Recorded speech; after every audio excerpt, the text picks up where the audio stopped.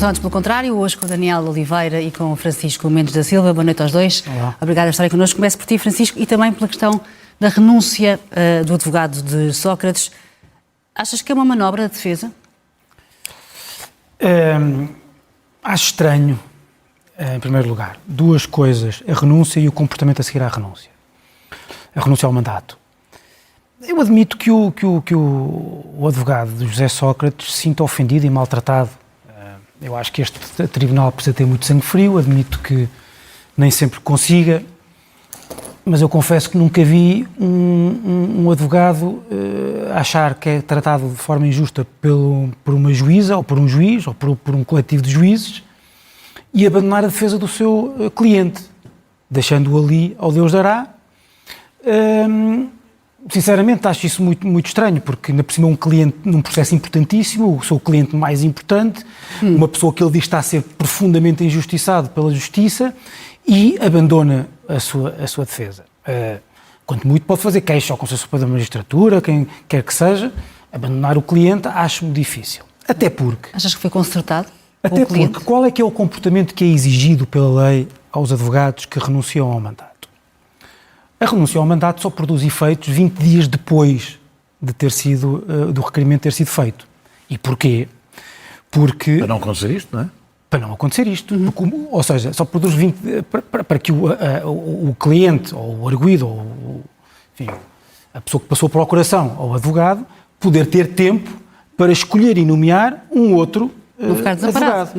E enquanto esses 20 dias decorrem, o advogado é obrigado a manter o mandato, a participar nos julgamentos, a participar nas audiências, também porque, como acontece aliás muitas vezes no processo criminal, então no processo criminal ainda é um bocado mais, nota-se mais, porque há um princípio, enfim, o princípio da continuidade das audiências, ou enfim, não é exatamente este o termo, mas é preciso que a prova não pode passar muito tempo sem audiências ou sem a produção da prova.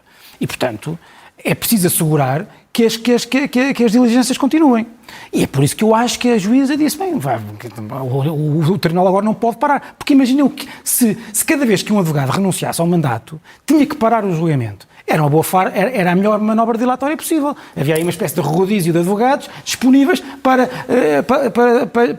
serem mandatários e estarem sempre a renunciar. Mas depois não deu tempo ao advogado oficioso para se inteirar do processo. Que pediu 48 horas e não foi... Certo, provavelmente... Isso não faz sentido. Não sei, é certo, mas Ana, peço imensa desculpa, se nós vamos concentrar nisso, quando o que é mais absurdo, grave, insólito, é o comportamento do advogado, que se nota perfeitamente para que é. Em primeiro, é aquilo que acontece sempre neste processo desde o início. José Sócrates ou quer atrasar, ou quer criar as condições para dizer que o julgamento não foi justo quanto a ele. E eu acho lamentável, aliás, que haja pessoas que estão sempre a falar do abandalhamento das instituições sobre André Ventura e são sempre os primeiros a dar o corpo às balas para defender o José Sócrates neste processo. Sempre. Daniel. Vou ser telegráfico mesmo. Bem, eu primeiro tenho uma certa dificuldade em perceber uma queixa de uma juíza à Ordem dos Advogados por causa de um atraso. Alguém me diga a quem é que eu me queixo das vezes que fiquei à espera de juízos em tribunais. Acho que o advogado... Mas eu digo-te lá fora. Mesmo, está bem. Mas tu podes. O advogado, mesmo que fique muito irritado, faço minhas as palavras do Francisco, é impensável que abandone, sem ser por uma outra qualquer estratégia, um cliente, ainda por cima num caso desta dimensão e desta importância, que pode tirar a liberdade ao seu cliente o abandono. Portanto, eu só vejo isto, aliás, pela defesa que José Sócrates lhe fez, como uma manobra dilatória. Também não consigo perceber. Acho que devem subsistir mínimos de bom senso. Mesmo com tudo o que o Francisco disse, não dar a um advogado oficioso 48 horas, já nem digo para ver nada do processo, mas para ver as gordas, não é? Exato. Para conseguir perceber minimamente, o mínimo dos mínimos, para conseguir não ser só corpo presente, cria um problema grave, que é, na realidade, José Sócrates neste momento não tem advogado. Por mais que este advogado se esforce para fazer qualquer coisa, não tem advogado, e eu acho que isso é sempre de evitar, até porque isso dá ao próprio José Sócrates, depois argumentos para a narrativa que ele quer construir, que não funciona para muita gente, mas funciona para alguns. Só complementar com o seguinte. Sim. não é possível dizer-se que se acha que é uma manobra dilatória e dizer que o José Sócrates não tem advogado. Claro que tem advogado. Não, está bem, não tem advogado, não tem advogado na sala. Não tem advogado na sala que possa fazer as perguntas, que possa fazer o seu trabalho na própria audiência. Bom, vamos avançar para a saúde. Daniel, tenho ouvido aqui muito nos comentadores a ideia de que a saída da ministra não resolve o problema. Concordas? A saída dos ministros, em geral, não resolve os problemas, não é? Agora, há aqui, a ministra Vou tentar separar as coisas. Não é a primeira vez, é a segunda, que a ministra da Saúde erra numa coisa que diz. A outra foi quando anunciou uma equipa que vinha dos privados para o Hospital Garcia da Horta. Esta é muito mais grave, evidentemente, e depois culpa os de baixo. Esta ministra foi a que disse, num gesto, aliás, dos muitos que que causam o caos e confusão no SNS, que o SNS tinha, os hospitais tinham lideranças fracas. Os dois, o Hospital Garcia da Horta e o do Hospital Amadora Sintra, são lideranças que ela própria escolheu para substituir lideranças fracas e que depois se queixou delas quando meteu a pata na poça. Eu tenho um bocadinho, ou seja, já aconteceu também isto com o diretor executivo do SNS, aconteceu com diretores do INEM, a ministra chegou, afastou várias pessoas, algumas delas bastante competentes, e depois os seus atira para a linha de comboio ao primeiro sobressalto. Tenho uma bocada sensação que o SNS pode-se demitir todo, que a ministra vai lá continuar. Bem, soubemos agora que ela quer sair, não é? Sim, soubemos que ela quis que nós soubéssemos que ela queria saber e, portanto, sair, e, portanto, quando sair, foi ela que quis, não foi... Eu dou muito pouca... Crédito? Só quem tinha na cabeça dela é que sabe se ela quer sair ou não quer sair. E as pessoas, quando querem mesmo muito sair, saem. Eu acho que isto... Ou seja, a razão porque a ministra tem que sair não são as razões estruturais que até tensionarei na segunda ronda a falar. Sabia-se quem era esta ministra quando foi escolhida. Ela vinha com um rastro de conflitos do Hospital de Santa Maria. Seguramente se sabia quando Luís Montenegro, neste novo governo, a reconduziu ao contrário do que fez com outros ministros. E, portanto, antes de mais, a responsabilidade do que está a acontecer é de Luís Montenegro, que resolveu insistir, e eu nunca percebi porquê, numa ministra que, evidentemente, era um foco. O problema desta ministra é que ela é um foco de instabilidade. Do resto, são problemas mais estruturais. Ela é um foco de instabilidade num setor que já ele próprio tem bastantes focos de instabilidade. Eu, como disse... Mas ela é um foco de instabilidade porque não sabe lidar com os problemas. Porque cria o caos à sua volta. Não é só porque comunica mal. Comunica mal, porque nomeia mal, porque faz o que destrói qualquer equipa, que é um líder que atira sempre as culpas para baixo, porque não tem nenhuma das características que se exige a um líder. E o ministro é um líder de equipas. Não é por causa da grávida que... E o problema é um problema não clínico. É? Aliás, eu fui dos que achou mal quando Marta Temido se demitiu, ainda por cima por um problema que não tinha havido falhas do SNS. Eu já disse aqui, já tivemos aqui outra discussão disso sobre Carlos Moedas, responsabilidade política não é o mesmo que culpa e não leva obrigatoriamente à admissão. O problema é ela ser um fator de instabilidade e este caso é muito sintomático. Porque ela começa por mentir sobre uma pessoa que morreu. Foi mal informada, é o que ela diz. Não me interessa. Mentiu. Se os responsáveis, se foi mal informada, foi pela segunda vez por equipas que ela escolheu. E começa, mas não é só ser mal informado. Vejam um automatismo. O automatismo é alguém que tinha vindo fazer turismo de saúde, na prática. Tinha vindo fazer turismo de saúde, não tinha sido acompanhado e afinal isso era falso. Estava cá há um ano, estava a ser acompanhada. Fazer parte de um perfil de pessoas pobres, com problemas... Não, o que na realidade, o retrato que ela fez quando se tira a mentira, é que morreu porque é pobre. E é gravíssimo uma ministra dizer uma coisa destas. Termino só dizendo que eu acho que o grande problema que leva esta ministra a ter que se demitir são os cortes que vão ser feitos no SNS.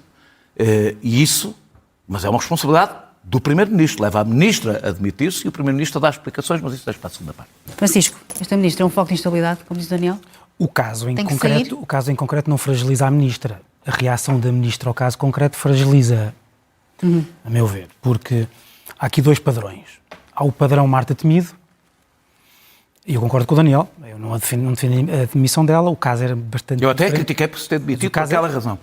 E até teria, por meio de razão, teria mais razões, porque no caso de Marta Temido? Sim, mas Não tinha havido nenhuma falha do seio do SNS, no caso da Marta Não Temido. tinha havido... Nenhuma. Foi no transporte entre mas haviam problemas de fecho que tem a ver com decisões operacionais, etc. Mas, além disso, como ela, na altura, ou alguém por ela fez saber, ela não se demitiu verdadeiramente por causa daquilo que foi uma espécie de gota d'água de justificação para Marta Temido, que estava manifestamente cansada, sair, e eu acho isso perfeitamente compreensível. Aliás, foi a razão pela qual, na altura, eu senti que nem se devia criticar muito... Ela sentiu que depois da pandemia, deixa-me só desculpa dizer isto, ela sentiu que depois da pandemia estava desgastada o suficiente para não conseguir fazer a parte seguinte. E, portanto, mais uma vez, como nós falamos destes padrões, como falámos muitas vezes do padrão Jorge Coelho, que achamos ambos um padrão péssimo. Um precedente péssimo. Neste caso, agora viria dizer, não, mas tem que se demitir porque Marta Temido também se demitiu. Não é verdade que Marta Temido se tenha demitido por causa do que aconteceu. Depois, o outro padrão que eu gostava de utilizar é o padrão Rita Giudice, que, a meu ver, no caso de Val de Judeus, e lembro que o Daniel também concorda comigo nisso, atuou como deve atuar uma ministra num momento de crise deste tipo. Não conheço os factos e vou passar 3 dias a apurá-los e a pedir um relatório. E só falo depois. E aqui nem precisava de 3 dias, bastava-lhe provavelmente umas horas, não é? Está bem, seja como for, mas só falo. E perante a insistência dos jornalistas, digo, ainda estou à espera de apurar os factos. Eu lembro, na altura, muita gente, incluindo do Partido Socialista, a dizer que a ministra está-se a esconder, etc. E depois a ministra, quando falou, calou toda a gente. Porque falou dos factos, circunstanciadamente, explicando tudo, e teve ganho de causa. Foi, a meu ver, desde dos governos de Luís Montenegro, um momento de comunicação política mais eficaz. Perfeito. E, por contraste, esta ministra fez o oposto. Um desastre. Precipitou-se. Sim. Mas deve ou não deve sair? Ou antes, sair resolve o problema.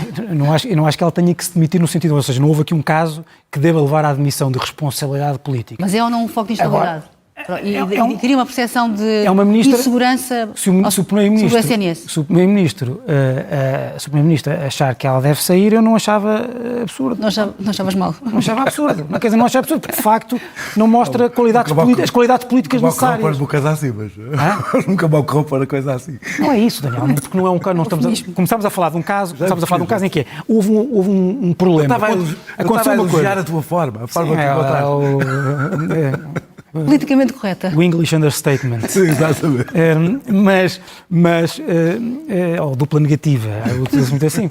Não, mas é porque começámos, agora um bocadinho mais a sério, nós perguntar, este caso deve levar à admissão. Não é este caso agora. Este caso mostra que a ministra faltam-lhe algumas qualidades políticas que são necessárias numa área como esta, numa pasta como esta. Pronto. Várias questões de fundo, Daniel. O que é preciso para resolver? Quer dizer, a questão da política de fundo deste governo. Eu começo por dizer que não estou a ver... de regime, como diz o Presidente da República? Não.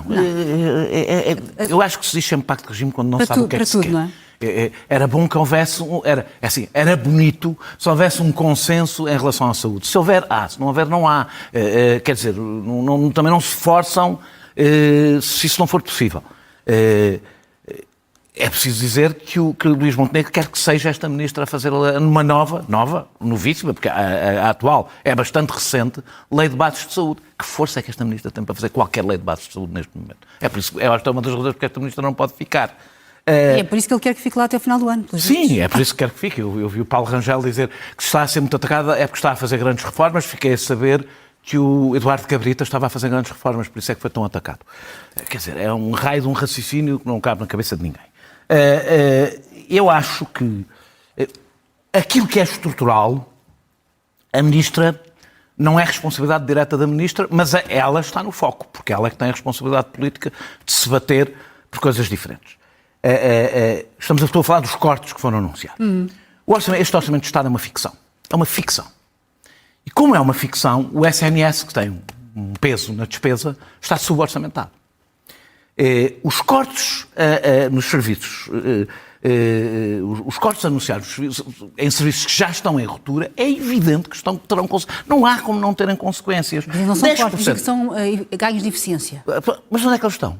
A questão é, quando se anuncia um corte de 10% compras, nos bens e nas compras de bens e serviços, eu até não tenho nada contra, mas onde é que estão as medidas que permitem chegar a estes 10%? Não é dizer, agora vocês têm que arranjar... Não, tem que haver qualquer razão para se poder prever que em serviços que estão em ruptura pode haver um corte de 10% nestas compras.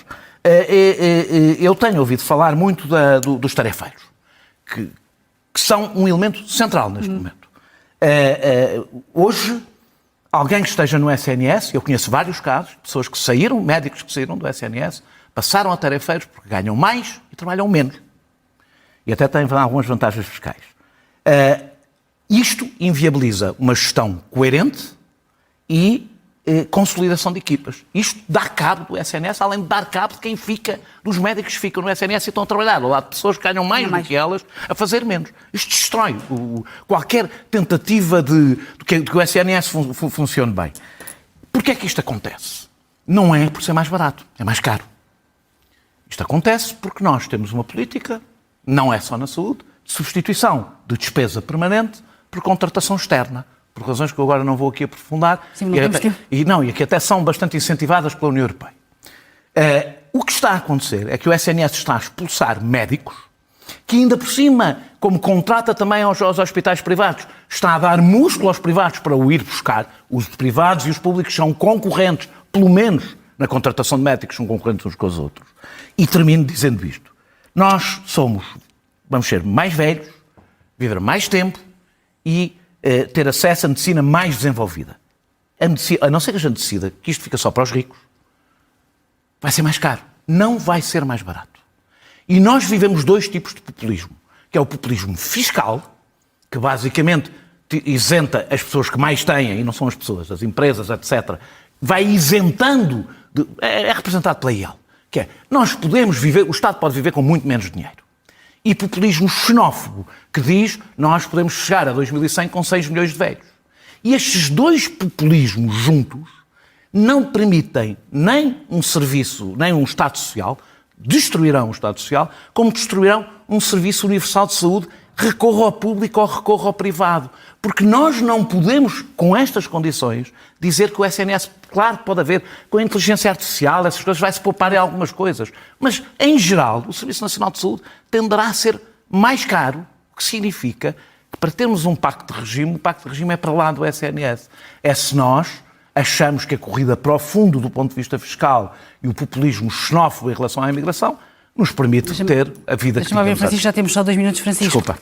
Um ano e meio depois, até Luís Marques Mendes o diz, já devíamos ter mais resultados. Aliás, houve muitas promessas no início. E, enfim, se pudermos ter mais 2 horas, eu ia responder ponto por ponto aos pressupostos do Daniel. Então, sobre isso, digo 2 coisas. Primeiro, sobre o cenário global desta polémica. Há uma percepção sobre o estado do SNS e do papel de cada governo, em concreto, no estado do SNS, que me leva a crer que, neste caso, o governo da AD está a colher os frutos que semeou quando a AD, ou os partidos da AD, fizeram 2 coisas. Uma, criticavam também de forma desabrida, a meu ver, exagerada, o anterior governo sobre aquilo que era possível ou não fazer no SNS. E pior do que isso, as expectativas que foram criadas pelo governo, no programa eleitoral, na campanha eleitoral da AD, sobre, enfim, em meia dúzia de meses nós vamos pôr o SNS. E, portanto, isto é um problema que se viraria necessariamente contra a AD. Como se vai virar contra o próprio PS, que também está a fazer exatamente agora...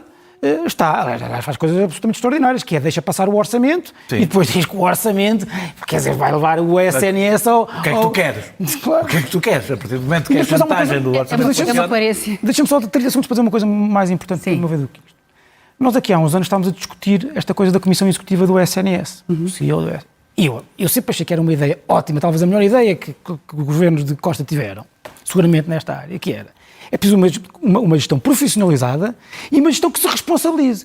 Porque o Ministério da Saúde, meu Deus, porque é que o Ministério da Saúde há de ser o Ministério do SNS? O Ministério da Saúde devia ser mais do que isso, devia estar a promover a saúde, devia estar a falar em diálogo permanente com o Ministro da Ciência, com o Ministro da Educação, a promover a saúde, as novas tecnologias, a pensar... E não, não só é o Ministério só da doença, Mas é também que reparem... Qual foi o primeiro gesto desta ministra? Foi arrebentar com a direção executiva há um ato médico. do SNS. Ninguém foi ouvir o CEO do SNS. Há uma grávida que, coitada, morre por causa de um ato médico, uma decisão médica, e a ministra vai responder. Ninguém pergunta nada. Quer dizer, isto é uma coisa completamente irracional. É uma coisa irracional. E que assim for, não há ministro que sobreviva. Francisco, Daniel, não temos mais tempo. Obrigado aos dois por terem estado connosco. Obrigado. Obrigado.